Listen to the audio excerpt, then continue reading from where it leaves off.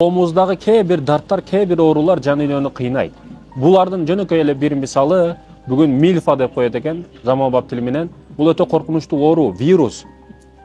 Эркек киши бир өзгө тиешелүү, өзүнүн жашынын тегерегидеги же өзүнөн кичинекей кызды издеп, бир никеге ак никесин алып үйлөнүп бактылуу жашашты ойлойт. Же тескерисинче, ошол эле кызды арам жол менен, зина жол менен кумарга баткысы келет. Бул эки вариант. Эми үчүнчү вариант кандай?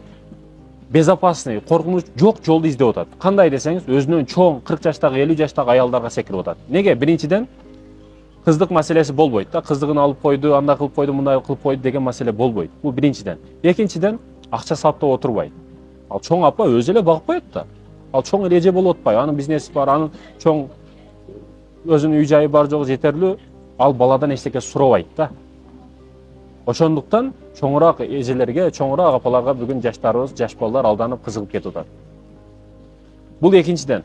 Үчүнчүдөн, аял киши, ал жаш чоңураак аял, мен угушума караганда, ошол күйөөсү жаш өткөндөн кийин пастелге башкага жарабай калгандыктан, зериккендиктен кээде кусалыктан, кээде кумар маселесин ойлоп, ошо жаш жигиттерге кызыгат экен.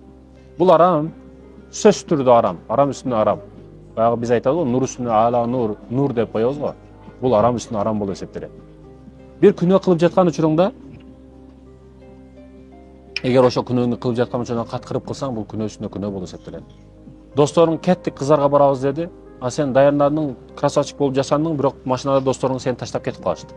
Эх, мен барбай калдым деп өкүнүшүң күнөө үстүнө күнөө болуп эсептелет. Күнөө үстүнө күнөө кылбайлы, арам иштерден алыс болайлы.